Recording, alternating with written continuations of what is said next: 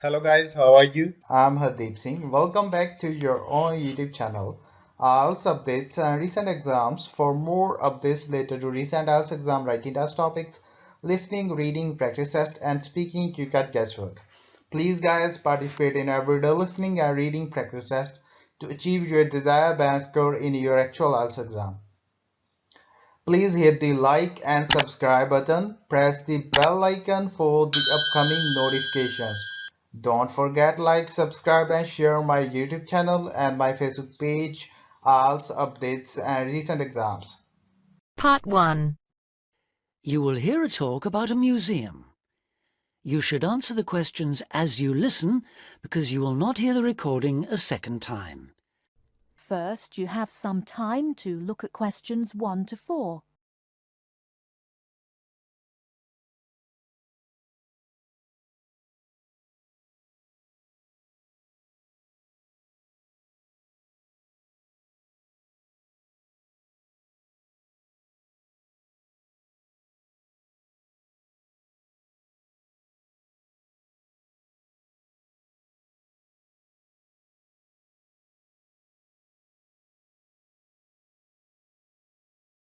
Listen carefully and answer questions 1 to 4.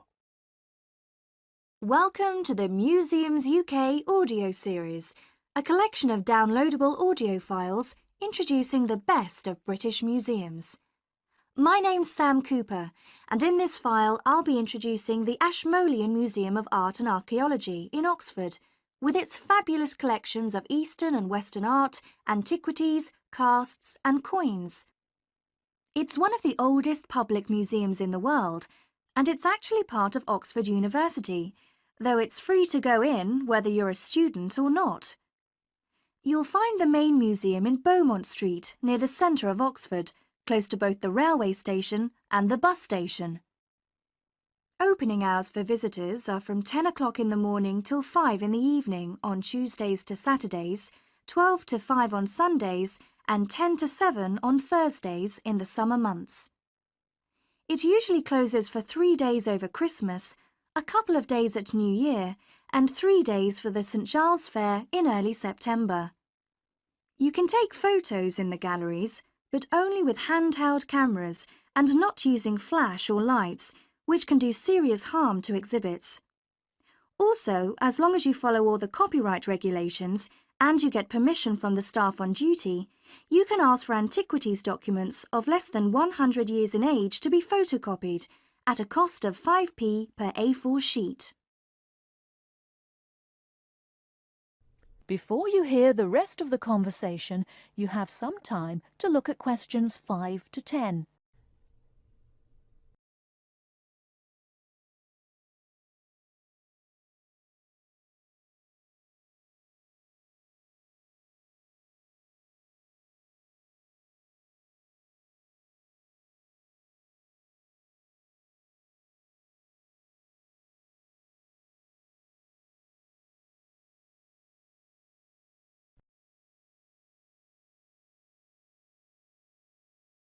Now listen and answer questions 5 to 10. Perhaps not surprisingly, given its links with the university, the Ashmolean has an education service for schools and the general public. Activities include guided group visits, which for adults last 60 minutes and cost £4 each.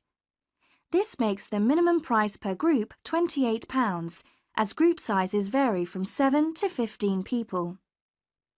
Visits by groups of young people take the same amount of time as the adult tours, but cost just £2 for university students. So, with at least 7 to a group, the lowest price is £14, though please note that there's an upper limit of 14 group members rather than the 15 for adults. For schools, there are visits to suit all age groups, and for the most popular ones, such as those to see the Greek and Egyptian collections, it's best to book a term in advance.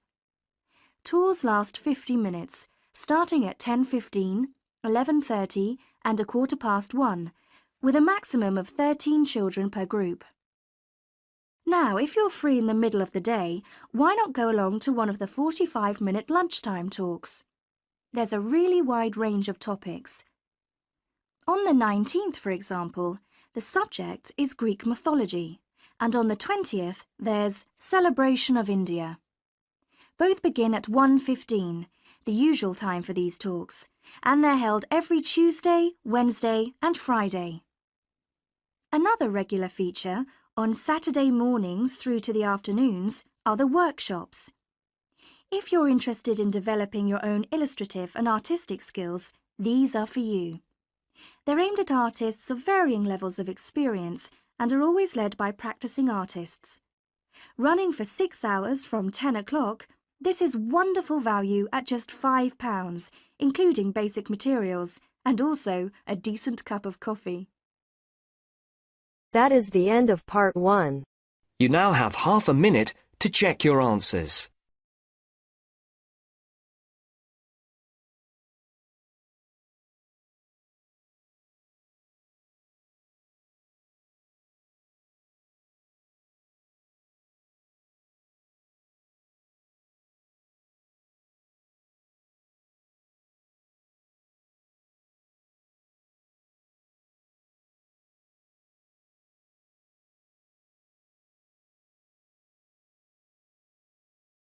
Now turns to part 2.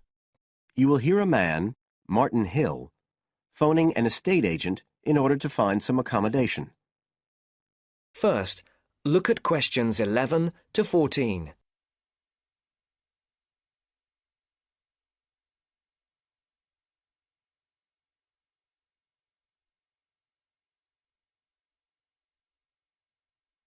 Listen carefully.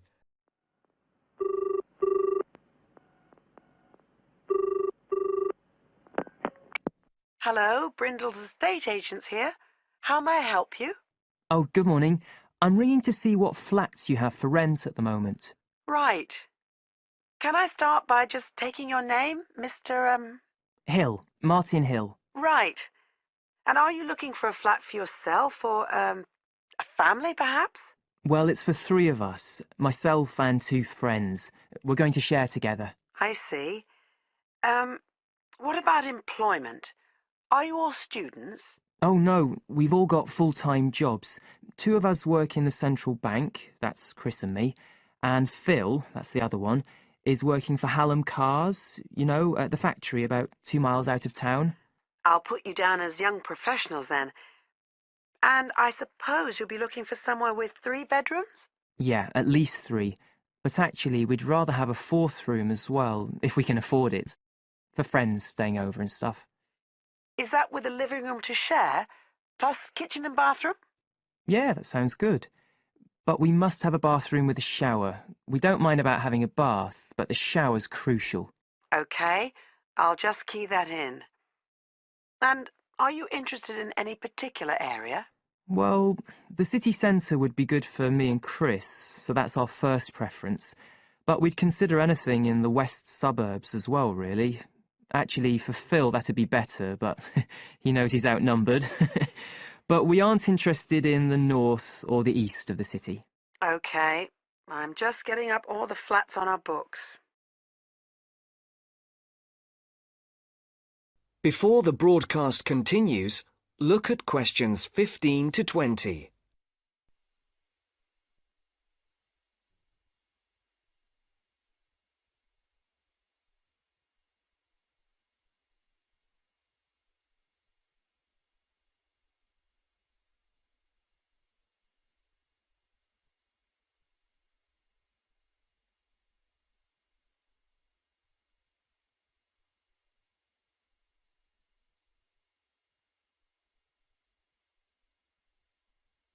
You will now listen to the second part of the talk. Just looking at this list here, I'm afraid there are only 2 that might interest you. Do you want the details? OK, let me just grab a pen and some paper. Fire away. This first one I'm looking at is in Bridge Street and very close to the bus station. It's not often that flats in that area come up for rent. This one's got 3 bedrooms, a bathroom and kitchen, of course, and a very big living room. That sounds a good size for you. So what about the rent? How much is it a month? The good news is that it's only £450 a month. Rents in that area usually reach up to £650 a month, but the landlord obviously wants to get a tenant quickly. Yeah, it sounds like a bit of a bargain. What about transport for Phil? Well, there'll be plenty of buses, so no problem for him to use public transport. But unfortunately there isn't a shower in the flat. And that location is likely to be noisy, of course. OK. What about the other place? Let's see. Oh, yes. Well, this one is in a really nice location, on Hills Avenue. I'm sure you know it. This looks like something a bit special. It's got 4 big bedrooms and, there's a big living room. And, oh, this'll be good for you, a dining room. It sounds enormous, doesn't it? Yeah, it sounds great. That whole area is being developed, and the flat's very modern, which I'm sure you'll like. It's got good facilities, including your shower, and of course it's going to be quiet, especially compared with the other place. Better and better. But I'll bet it's expensive, especially if it's in that trendy area beside the park. I'm afraid so. They're asking £800 a month for it. Whoa, it sounds a lot more than we can afford. Well, maybe you could get somebody else to move in too. I'll tell you what, give me your address and I can send you all the details and photos, and you can see whether these two are worth a visit. Thanks, that would be really helpful. My address is flat 5. The end of part 2. You now have half a minute to check your answers.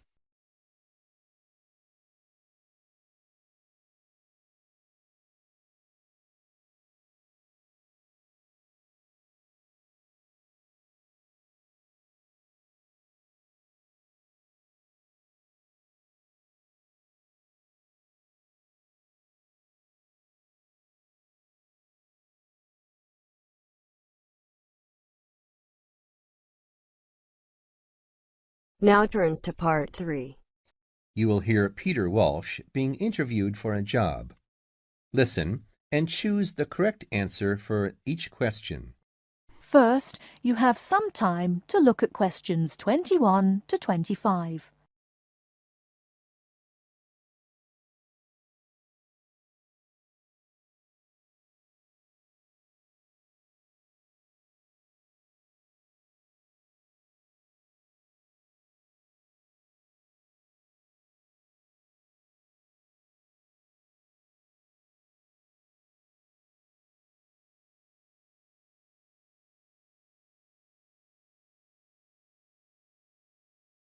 Now listen carefully and answer questions 21 to 25. Joanne! Hi, you must be Rob. Nice to meet you. So, I hear you're planning to visit Australia. Yeah, and I really wanted to talk to you because I was thinking of spending some time in Darwin, and my sister told me you're from there. That's right. So, tell me about it.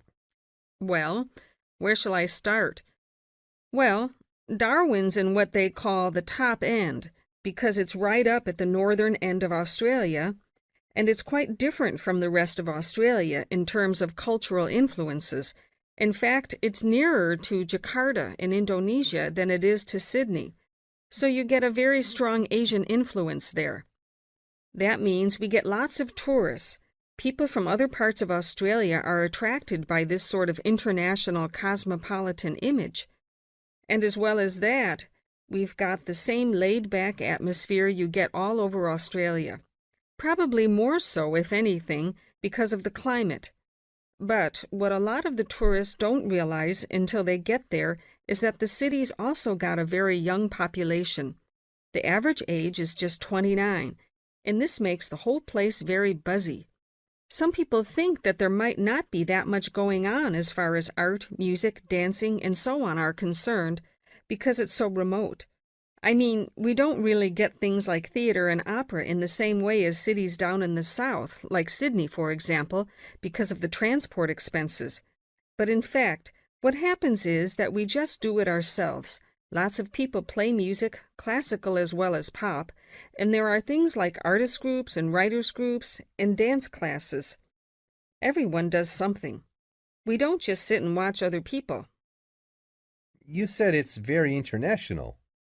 Yeah, they say there are over 70 different nationalities in Darwin. For instance, there's been a Chinese population there for over 100 years. We've even got a Chinese temple. It was built way back in 1887, but when a very bad storm, a cyclone in fact, hit Darwin in the 1970s, it was almost completely destroyed.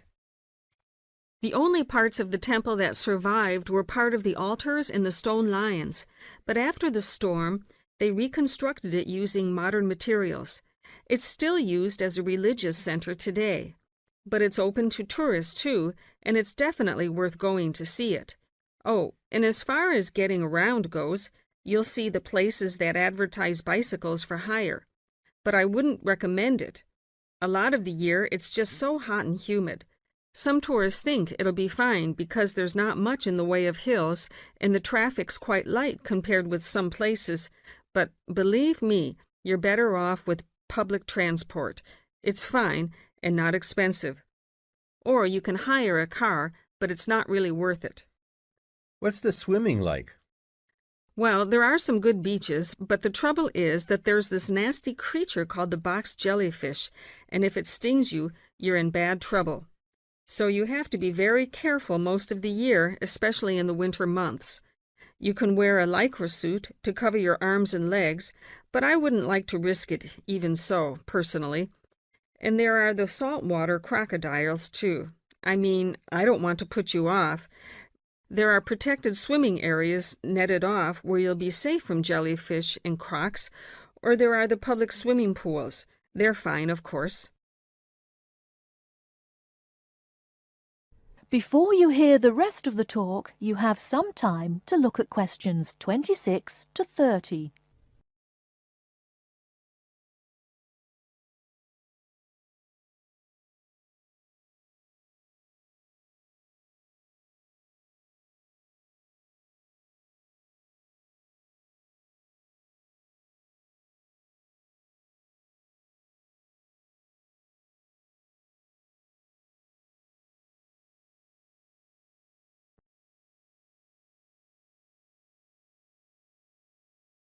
Now listen and answer questions 26 to 30.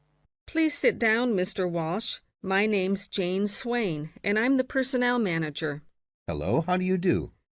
Now, this is just a short preliminary interview. I'd like to chat about your present job and what you've done up till now. Yes, of course. Well, could you tell me how long you've had your present position in Weston's? It is Weston's, isn't it? Yes, that's right.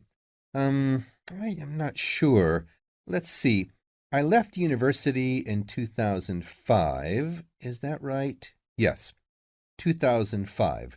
Then I was unemployed for about 3 months. And then I traveled round America for a few months. So, yes, it must be about 3 years now, in fact. Yes. And have you any particular reason for wanting to change jobs? I mean, why do you want to move? Well, I actually like my present job and still find it interesting and stimulating. The salary's okay, so it's nothing to do with money, though you can always do with more.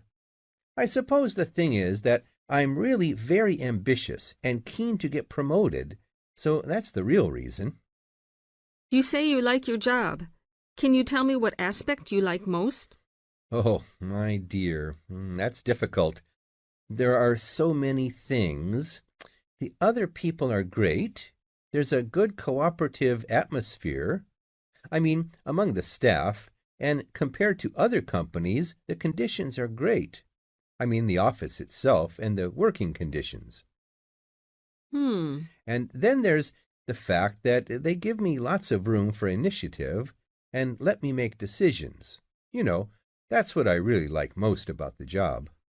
Yes, well, we're looking for someone like that. You know, someone who isn't a clock watcher and who isn't too concerned about working fairly long hours. Oh, I don't mind that. I'm used to it. And what about your education? You went to Manchester University, didn't you? Yes. After leaving school, I started a diploma course in design, but I decided to give it up and did an arts degree at university instead. Good. And have you done any courses since? The end of part 3. You now have half a minute to check your answers.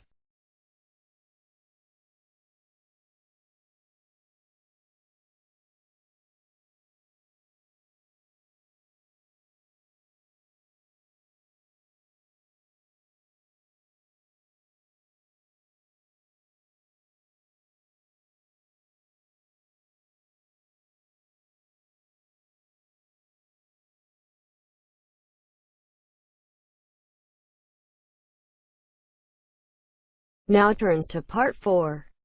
You'll hear a teacher talking about several British art galleries. First, you have some time to look at questions 31 to 40.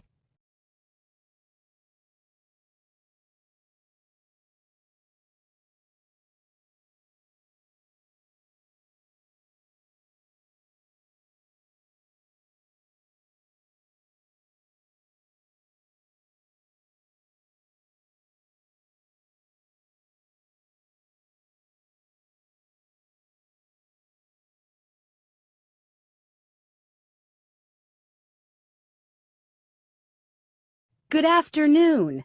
Welcome to the first class of V100 Art and History. The objectives of the course, as you will have seen if you've taken a look at the syllabus, include familiarizing yourselves with the vocabulary and language of art, learning about the basic elements of art and design, and finally, discussing historical periods as they pertain to art. The course will also give you the opportunity to visit some of the many galleries and museums that Britain has to offer. So, having said that, I'd like to spend the rest of today's class talking about 4 of the more important galleries that we will be visiting in the coming year. As most of you already know, or at least I hope most of you know, there are 4 Tate galleries in all. To begin, I'd like to tell you a little bit about the Tate Modern. Tate Modern is located in a very busy part of London called the South Bank. It's close to 2 world-renowned tourist attractions, St. Paul's Cathedral and Shakespeare's Globe Theatre. Now, interestingly enough, Tate Modern is housed in what was a power station, built in several stages between 1947 and 1963. It was closed down in 1981 and reopened as a gallery in the year 2000. Tate Modern consists of 5 levels, with the Tate collection being shown on the 3rd and 5th levels. On level 2, the works of contemporary artists are exhibited, while level 4 is used for holding large temporary exhibitions. Since this museum opened, it has become a popular spot for both Londoners and tourists alike. And believe it or not, it doesn't cost anything to get in to see the collection displays. Now, the second gallery I'd like to talk about is Tate St. Ives, which is in Cornwall. It was built on the site of a gasworks, and it overlooks Porthmeor Beach. Tate St. Ives is housed in a 3-story building that was designed by the architects Evans and Shalliff.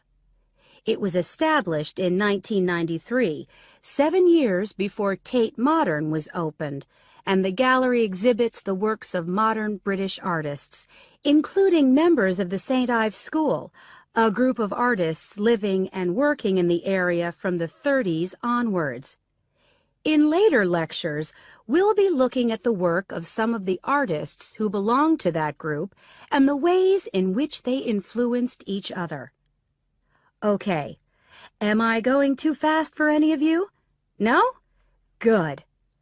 Next, I want to talk about Tate Britain, which is a gorgeous gallery situated right in the heart of Westminster. Tate Britain was the first of the 4 Tate galleries to open, and it was established in 1897. It was built on the site of an old prison, and when it first opened its doors, it was called the National Gallery of British Art. Later, it became known as the Tate Gallery, after the man who founded it, Sir Henry Tate. During its lifetime, Tate Britain has been damaged twice, once by floodwaters from the River Thames, and once by bombings during World War II. This gallery has an interesting range of exhibitions of historic and modern art from 1500 up to the present day. Now, the last gallery I'd like to tell you about is called Tate Liverpool. It's not hard to figure out where this gallery is located, is it? It was opened in 1988 to exhibit displays from the Tate collection, and it also has a program of temporary exhibitions. Tate Liverpool is housed in what was once a warehouse, and for some years it was one of the biggest galleries of modern and contemporary art in the UK. Well, that's a brief overview of just a few of the galleries we'll be visiting. I'd like now to look in a little more detail at what you can expect to see in each of these galleries, starting with Tate Britain. That is the end of part 4. You now have half a minute to check your answers.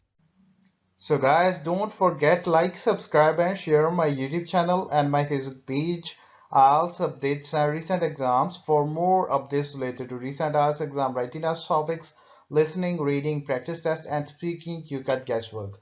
Please guys, participate in everyday new IELTS listening and reading practice tests to achieve your desired band score in your actual IELTS exam. For more IELTS material, visit my official website www.ieltsupdatesandrecentexams.com. The link is given below in the description. If you need PDF files of latest IELTS material, then please join my Telegram channel. So guys, please write your score below the comment section. Again, thanks for listening. God bless you all guys. Stay tuned, stay safe.